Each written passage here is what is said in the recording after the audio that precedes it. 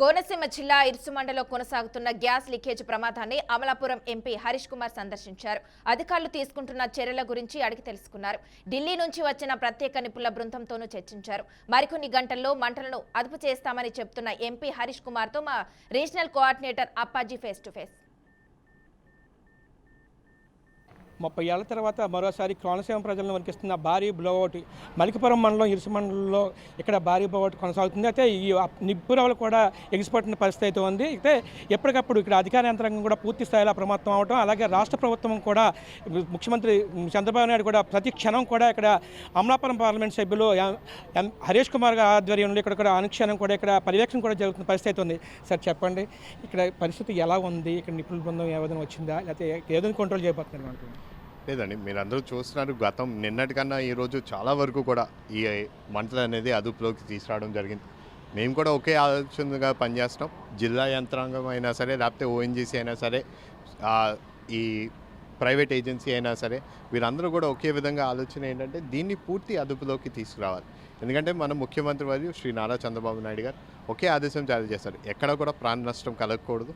ఇక్కడ చుట్టుపక్కల 1 కిలోమీటర్ రేడియస్లోని ఉన్న వాళ్ళందరినీ కూడా సురక్షిత కేంద్రానికి తరలించమని, వాళ్ళని ఎన్ని రోజులైనా సరే అక్కడే ఉంచే విధంగా వారికి కావాల్సిన నీళ్ళైనా భోజనాలన్నా ఏర్పాట్లు చేయమని కూడా తెలియపరిచారు. దీని తర్వాత వాళ్ళన్నది ఒకటే, దీన్ని ఎంత త్వరగా అయినా సరే ఇప్పుడు దీన్ని అదుపులోకి తీసుకునే విధంగా చర్యలు తీసుకోమని కూడా వాళ్ళు చెప్పడం జరిగింది. అదేవిధంగా మనం నిన్నటి నుంచి మనం అన్ని ప్రయత్నాలు మనం చేస్తాం. ఈ రోజుకి కూడా మీరు చూస్తే ఎంతవరకు కూడా నిన్న చూస్తే సుమారు ఇక్కడ నిలబడడానికి కూడా చాలా ఇబ్బంది కలిగింది. కానీ ఈరోజు ఇక్కడ చాలా వరకు కూడా అందరూ నిలబడడానికి ఏమి ఇబ్బంది లేదు. కానీ ఇప్పుడు మేము చాలా వరకు ఏంటంటే ఆలోచన దీన్ని ఏ విధంగా దీన్ని అదుపులోకి తీసుకురావాలి. ఇప్పుడు చూస్తే మంటలు చాలా తగ్గిపోయాయి కాబట్టి ఇప్పుడు దాని చుట్టుపక్కల ఉన్న డెబ్రీస్ అవన్నిటినీ కూడా మనం క్లియర్ చేయాలి. అది ఒక్కసారి మనం క్లియర్ చేసిన తర్వాత దాంట్లోని ఆ పైప్ని మనము లైన్ క్లియర్ విజన్తో మనం చూడగలుగుతాం. ఆ లైన్ ఆఫ్ సైట్ అనేది ఏర్పాటు అవుతుంది.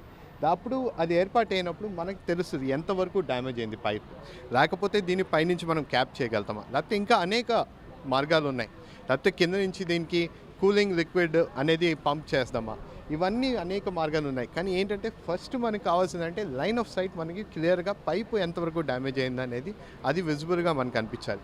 ఇప్పుడు కూడా ఉన్న కార్యాచరణ అంతా కూడా దానికి మొత్తం వాటర్ స్ప్రే అంతా చుట్టుపక్కల చేస్తున్నాం. దానివల్ల ఏంటంటే దాని టెంపరేచర్ని కంట్రోల్లో పెడుతున్నాం. దాని తర్వాత ఇప్పుడు ఎంతవరకు అయినా టెంపరేచర్ కంట్రోల్లో ఉండుతూ అలాగే క్రెయిన్ ఏర్పాటు చేసుకుంటూ ఆ డిబ్రీస్ అన్నింటినీ కూడా క్లియర్ చేయడం జరుగుతుంది. మా ఆలోచన ఏంటంటే ఈ డిబ్రీస్ అంతా కూడా ఈ రోజు లోపల అంతా కూడా క్లియర్ అవుతే దాని తర్వాత మనకు ఒక క్లియర్గా మనకి అర్థమవుతుంది ఎంత డ్యామేజ్లు ఉన్నాయి ఏంటి పరిస్థితి అనేది. దీనికోసం ఏమైనా నిపుణులు ఏమైనా ఇతర ప్రాంతాల నుంచి రప్పించడం జరిగింది. ఆల్రెడీ ఢిల్లీ నుంచి కూడా అందరూ కూడా ఓఎన్జీసీ వాళ్ళు స్పెషల్ టీమ్స్ కూడా, అలాగే రాజమహేంద్రవరం నుంచి కూడా వాళ్ళు స్పెషల్ టీమ్స్ అన్నీ కూడా ఎమర్జెన్సీ రెస్పాన్స్ టీమ్స్ అందరూ కూడా రావడం జరిగింది. వాళ్ళందరూ కూడా ఇప్పుడు దాకా కూడా ఈరోజు పొద్దున్న నుంచి కూడా దాన్ని ఎవాల్యుయేషన్ చేస్తూ వాళ్ళు ఒకే మాట మీద ఉన్నారు. ఈరోజు కూడా దీన్ని యాక్షన్ ప్లాన్ ఏంటనేది కూడా వాళ్ళు తెలియపరిచినారు. ఇంకా కొన్ని సౌకర్యాలు అడగడం కూడా జరిగింది. ఇంకో ఎడిషనల్గా రోడ్ అనేది ఏర్పాటు చేసుకోవాలని చెప్పి కూడా అవి కూడా ఏర్పాట్లు చేసే విధంగా కూడా మేము రాష్ట్ర ప్రభుత్వం కూడా మేము చర్యలు తీసుకున్నాం. అడ్మినిస్ట్రేషన్ కూడా డిస్ట్రిక్ట్ అడ్మినిస్ట్రేషన్ కూడా చర్యలు తీసుకున్నాం. దాని తర్వాత ఇప్పుడు దాకా అసలు దీన్ని ఓపెన్ చేస్తున్న పరిస్థితి లేదు.